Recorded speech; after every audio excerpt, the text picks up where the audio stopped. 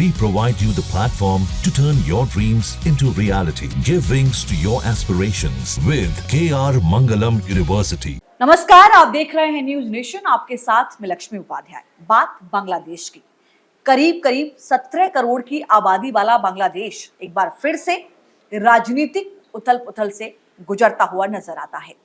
सड़कों पर आक्रोश है, सेना के तल्ख तेवर हैं, मोहम्मद यूनुस की इस्तीफे की पेशकश। ऐसे में सवाल ये उठता है कि क्या बांग्लादेश एक बार फिर से तख्ता पलट की ओर आगे बढ़ रहा है? सेना के तल्ख तेवर क्या कह रहे हैं? यूनुस की पेशकश क्या कह रही है? यूनुस का प्लान बी क्या है? आगे किस तरीके की रणनीति मोहम्मद यूनुस की हो सकती है? सरकार के तल्ख तेवर आखिर यूनुस के खिलाफ क्यों है? ये तमाम ऐसे सवाल हैं जिन पर चर्चा होना जरूरी हो जाता है। हमारे साथ पंकज जी हैं, सौरभ जी हैं। हम चर्चा करेंगे कि आखिर जो बांग्लादेश में इस वक्त स्थिति बन रही है वो किस ओर आगे बढ़ती हुई नजर आ रही है और बांग्लादेश को किस ओर ले जाती हुई नजर आती है। पंकज जी, देखिए, बांग्लादेश में जो अगले 48 घंटे हैं बांग्लादेश के लिए बेहद खास हैं, अहम हैं। और इसका जो शुरुआत अगर ये देखें, जो बांग्लादेश में कोई भी तख्ता पलट या सत्ता परिवर्तन होता है वहाँ हिंसा के दौर से होता है। तो हिंसा होने की अभी संभावना वहां लगातार बढ़ रही है और सेना जो है सो सेना ने पूरा कमान संभाला हुआ है। और एक तरह से देखें तो सत्ता जो है सो सेना के हाथ में था। मोहम्मद यूनुस मात्र एक ये थे सियासी वो मोहरा थे, लेकिन मोहम्मद यूनुस की आकांक्षाएं बढ़ती गई और मोहम्मद यूनुस की अब इच्छा ये थी जो पाकिस्तान में बांग्लादेश में अगर चुनाव भी होता है तो बांग्लादेश की सत्ता तक वो कैसे पहुंचे। तो उनके लिए चूंकि माकूल मुफीद समय नहीं बन पा रहा है और इसलिए वो चाहते हैं जो हम अभी इस पे बने रहे। लेकिन जो बांग्लादेश के सेना प्रमुख है, सेना प्रमुख से उनकी अदावत जो है सो हो गई है। आर्मी चीफ वकार उज-जमा जो है वो इसको लेके काफी सख्त नजर आ रहे हैं। बेसिकली जो अब ये देखिए, इसका जो काफी लंबे समय से बांग्लादेश में मांग हो रही है जो चुनाव कराया जाए। ये जब डोनाल्ड ट्रंप अमेरिका के राष्ट्रपति बने उसके बाद लंदन में इलाज करा रही थी आपको खालिदा जिया वो लौट आई। जब वो लौट के आई तो फिर इसके लिए बांग्लादेश में जो चुनाव कराने के लिए लगातार मांग बढ़ने लगा और बांग्लादेश में अस्थिरता के देखिए पिछले 9 महीने से बांग्लादेश अस्थिरता की स्थिति में है। और इस सब में जो अभी जो शुरुआत हुआ, जो ताजा जो विवाद बढ़ा है, ताजा विवाद म्यांमार का में कॉरिडोर है, उस कॉरिडोर के लिए हो रहा था। साफ मना कर दिया। सेना ने अपनी नाराजगी जाहिर कर दिया। सवाल ये भी है पंकज जी कि जब बीएनपी समेत जो विभिन्न राजनीतिक दल हैं वहां के, वो मांग कर रहे हैं कि भाई अब आप चुनाव कराइए। आपने आखिरी जो वक्त जो डेडलाइन ली थी वो 1.5 साल की ली थी, आधे से ज्यादा वक्त आपका बीत चुका है, तो आप क्यों जो है वो चुनाव नहीं करा रहे हैं? क्या सौरभ जी आपको ऐसा लगता है कि इसमें जो यूनुस की जो मंशा है उस पर सवाल खड़े उठते हैं? क्योंकि वो जानते हैं कि अगर चुनाव होता है तो फिर उनका सत्ता में रहना या गद्दी पे बैठना पॉसिबल नहीं है। बिल्कुल, क्योंकि आप देखिए, यूनुस कहते हैं ना कि सत्ता की जो एक होती है कि एक बार आपको चस्का लग जाता है तो आप चाहते हैं सत्ता में बने रहें। मोहम्मद यूनुस जब उनको बनाया गया कि मुखिया बना दिया गया, स्टूडेंट विंग की मदद से वो आते हैं और वहाँ बनते हैं। अब जब काफी वक्त हो गया, 5 अगस्त 2024 के बाद से आज का अगर वक्त देखें तो काफी लंबा वक्त हो गया। अब जब आर्मी चीफ उनके यहाँ से बोलते हैं कि 9 महीने में चुनाव हो जाए, उसके बाद में मोहम्मद यूनुस फिर से छात्रों से वो बयान देते हैं और प्रदर्शन करते हैं, स्टूडेंट भी देते हैं कि 5 साल बिना चुनाव के सत्ता में रहने दो और देखिए कि बांग्लादेश में कितना परिवर्तन होता है।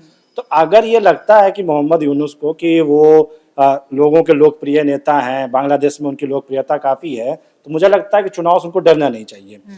और दूसरी तरफ आप देखिए शेख हसीना की, तो शेख हसीना ने भी ये कहा था कि मैं जिंदा हूँ, वापस आऊंगी और फिर से मैं बांग्लादेश में वहाँ के लोगों की मतलब सेवा करूंगी।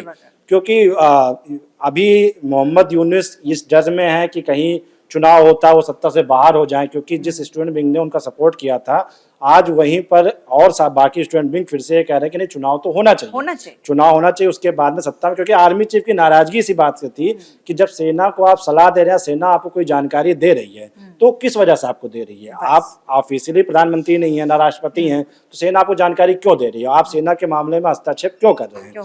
इसी वजह से उन्होंने कहा कि या तो 9 महीने में चुनाव कराइए, नहीं तो सेना जिस करती है। तो ये थोड़ा नाराजगी आप देखिए, बांग्लादेश जब पाकिस्तान से अलग होता है तो दोनों देशों की स्थिति वैसी की वैसी है। ना पाकिस्तान में कभी स्थिर सरकार हो पाई, ना बांग्लादेश में भी स्थिर सरकार हो पा रही है। बिल्कुल सही बात है। और इसीलिए मुझे लगता है कि अब वो मैं बयान आपको बता दूं जो सेना प्रमुख की ओर से कहा गया है, साफ शब्दों में कहा गया कि जब तक अंतरिम सरकार रहेगी तब तक सेना उसके पीछे रहकर काम करेगी। ये तब तक चलेगा जब तक कि यूनुस देश में चल रहे सुधारों को पूरा नहीं कर लेते।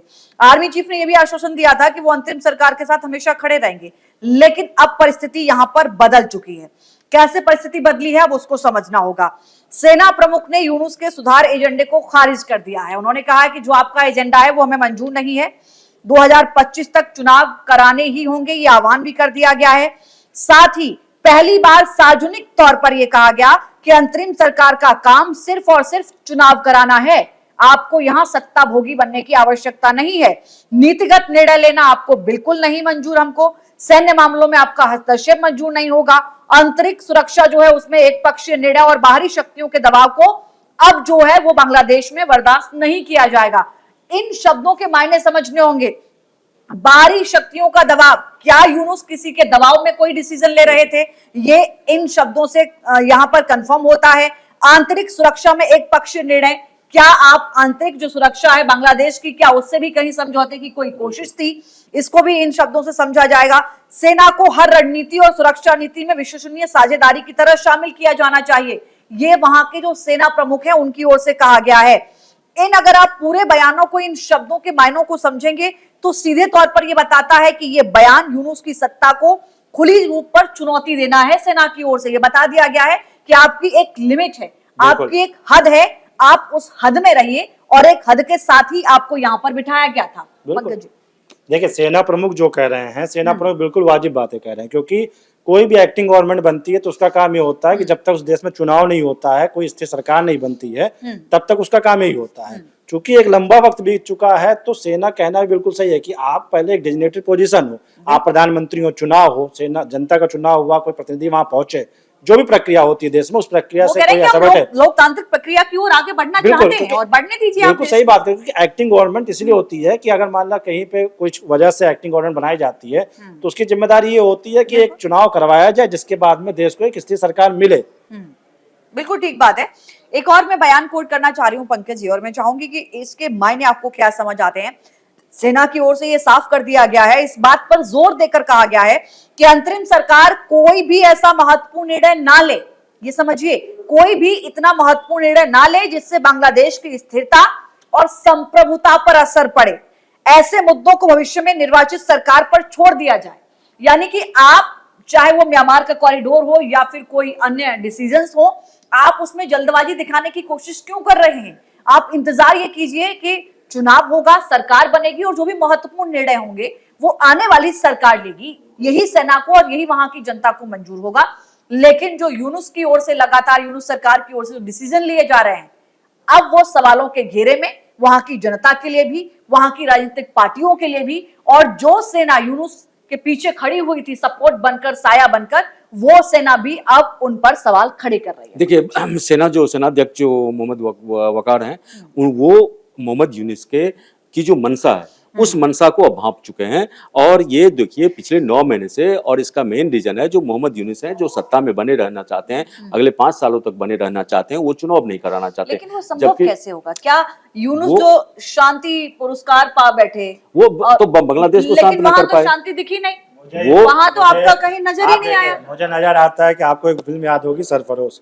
सरफरोश में जो नसीरुद्दीन शाह का किरदार होता है वो बहुत ही पीसफुल रहता है, लेकिन वो पॉलिटिकली इन्वॉल्व होते हैं। वैसे ही यूनुस भी जब अमेरिका से लौट के आते हैं, यहाँ पे उनको स्टूडेंट विंग से वो बनाया जाता है, तो कहीं ना कहीं उनका पूरा था। जो ये आरोप भी लगा रहे हैं कि कहीं ऐसा तो नहीं कि आप कोई बाहरी शक्तियों को यहाँ पे आप हस्तक्षेप कराया बांग्लादेश में, जो बांग्लादेश में कोई अस्थिरता लाना चाहता है, वैसा नजर भी आता है। क्योंकि यूसुफ के बयान से भी, यूनुस के बयान से भी साफ दिखता है कि वो फिर से स्टूडेंट्स विंग को भड़काना चाहते हैं, सड़कों पर लाना चाहते हैं, फिर से वो हिंसा, शक्ति प्रदर्शन करना चाहते हैं। जिस बात से आपने शेख हसीना का विरोध किया था, जिस वजह से उनको सत्ता में हटाने की कोशिश की थी, आज आप भी वही करने लगे। आप तानाशाह बनना चाहते हैं, क्योंकि अंतरिम सरकार होते हुए आप देश के बड़े फैसले आप कैसे ले सकते हैं? आपने म्यांमार कॉरिडोर पे फैसला दे दिया, आर्मी से आप बातें कर रहे हैं, उसको सलाह दे रहा है कि म्यांमार कॉरिडोर पे दोनों ही सहमत थे हटाने को लेकर के, लेकिन आर्मी चीफ को बुरा ये लगा कि आखिर आप एक्टिंग गवर्नमेंट है, उसके बाद आप ये फैसला कैसे कर सकते हैं? देश के ऐसे बड़े मुद्दों पे फैसला कैसे ले सकते हैं? और इसीलिए सेना को ये तक कहना पड़ा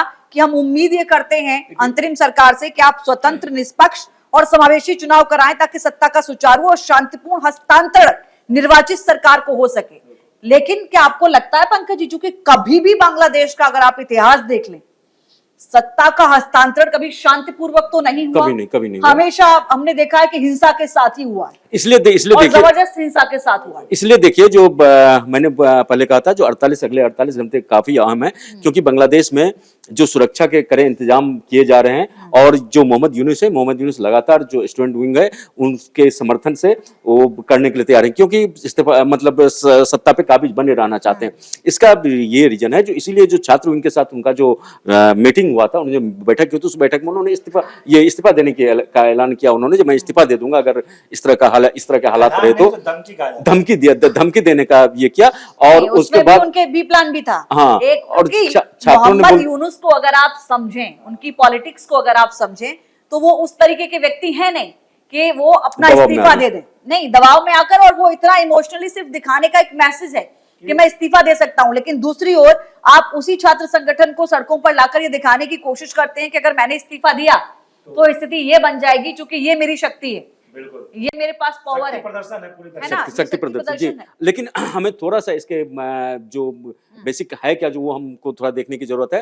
देखिए, इसका जो बांग्लादेश में जो सत्ता परिवर्तन का हुआ था, वो आपको खालिदा जिया जो है, सो उस समय में अमेरिका जाती हैं, और अमेरिका से उसका कुछ डील होता है, वो डील मानने से मना वो कर देती है। उसके बाद से जो बाइडेन होते हैं, जो बाइडेन प्रशासन जो आरोप लगते हैं, जो बाइडेन प्रशासन के हस्तक्षेप होता है, और उनके इशारे पे ये सारा काम होता है। आरोप ये थे, तख्ता पलट होता है। लेकिन जब मोहम्मद यूनुस सत्ता में आते हैं, मोहम्मद यूनुस जब सत्ता पे काबिज होता है, तो उसके बाद वो चीन के गोद में खेलने लगते हैं और पाकिस्तान के गोद में खेलने लगते हैं। अब जो इनका ये है मनसा जो है, जो चीन और पाकिस्तान के गोद में खेल के वो बांग्लादेश की सत्ता पे काबिज रहे। लेकिन क्या बांग्लादेश में या अमेरिका में सत्ता का परिवर्तन हो गया है? अमेरिका में डोनाल्ड ट्रंप आ चुके हैं। अब जब डोनाल्ड ट्रंप आए तो डोनाल्ड ट्रंप के सत्ता संभालते हैं खालिदा जिया, अब पाकिस्तान आ जाती हैं, और बांग्लादेश आ जाती है। बांग्लादेश में आने के बाद वो कहते हैं जो देश में चुनाव होना चाहिए, और चुनाव की मांग करते हैं। साथ ही खालिदा जिया ने ये भी कहा, जो शेख हसीना की जो पार्टी है अवामी लीग, वो भी चुनाव लड़े, लेकिन जो हिंसा और उस समय में जो अराजकता की स्थिति हुई थी, उसके जो दावेदार हैं, उसके जो आरोपी हैं, उन आरोपियों को सजा मिले, लेकिन उस पार्टी को चुनाव में हिस्सेदारी से रोकना गलत होगा। तो चूंकि इस तरह विपक्षी पार्टियां भी अब लामबंद हो रही है, चुनाव के लिए हो रहा है, और ऊपर से एक अमेरिका का प्रेशर है। अगर मोहम्मद यूनुस अमेरिका से जिस तरह की उस समय में स्थिति थी, आज से 9 महीने पहले, वैसी स्थिति में अगर रहते तो शायद इस तरह का वहां माहौल नहीं बनता। लेकिन चूंकि आवाम भी, जो बांग्लादेश की आवाम भी है, वो भी काफी मतलब ऊब चुकी है वो हिंसा से, और बाजार बंद रहना, लोगों को सरेआम मार दिया जाना, लूटपाट करना। तो वहां का जो इकोनॉमिक ग्रोथ है, वो भी, उस ग्रोथ पे भी एक ब्रेक जैसा लगा हुआ है। शेख हसीना के आवास के अंदर किस तरीके की अराजकता, किस तरीके की तोड़फोड़, अब आप कहें कि मतलब एक अलग तरीके के हिंसा की तस्वीरें, जिनको अगर आप देख लें तो वहां किस तरीके से लोग सहम रहे थे कि इस तरीके की अराजकता भी किसी देश में हो सकती है। अपना विरोध एक अलग होता है, लोकतांत्रिक तरीके से विरोध किया जाता है, लेकिन इस तरीके का जो विरोध देखा वो शायद एक्सेप्टेबल नहीं था किसी के लिए। तो वकार जमा का जो था, वकार जमा का जो सेनाध्यक्ष वहां थे, शेख हसीना ने ही उनको सेनाध्यक्ष बनाया था। हाँ। लेकिन उसके बाद उनकी जो लॉयलिटी थी वो थोड़ा चेंज हुआ। वो अपना जो सत्ता का महत्वाकांक्षा था, उनकी महत्वाकांक्षा बढ़ी। तो वो ये सोच रहे थे, जो अगर अंतरिम सरकार इनको बेदखल कर दिया जाए और नई सरकार, कोई अंतरिम सरकार बनती है, तो उनमें उनका जो है सो वर्चस्व रहेगा, वो ओवरऑल रहेंगे, उनके इशारे पे सारे काम काज होंगे। लेकिन जब मोहम्मद यूनुस आते हैं तो मोहम्मद यूनुस अपनी चला लेने लगते हैं। अब दोनों की बन नहीं रही है, तो चूंकि सेना अभी भी वहां बांग्लादेश में, आप देखिए बांग्लादेश या पाकिस्तान, ये म्यांमार कॉरिडोर का जो एक पूरा मुद्दा यूनुस सरकार के लिए बहुत ज्यादा मैं कहूं कि एक प्रेस्टीज, एक नाक की विषय बन गया है, क्योंकि विदेश सचिव को भी इसीलिए हटाया यूनुस ने कि वो उसके खिलाफ थे, वो उसके खिलाफ थे, इसलिए आपने उनको भी हटा दिया। लेकिन क्या अब ये देखा जाए कि आने वाले जो 48 घंटे हैं, जैसा कि पंकज जी ने कहा है, क्या नागरिक राजनीतिक अशांति की ओर एक बार फिर से बांग्लादेश आगे बढ़ रहा है? क्योंकि बदलाव बहुत तेजी से हो रहे हैं, और बहुत जल्द हो रहे हैं, और बहुत सारे बदलाव हो रहे हैं। रहेगी बांग्लादेश की परिस्थितियों पर नजर। बाकी तमाम खबरों के लिए आप देखते रहिए न्यूज नेशन। नमस्कार। न्यूज नेशन अब व्हाट्सएप पर खबरों के ताजा अपडेट के लिए न्यूज नेशन के इस QR कोड को स्कैन करें।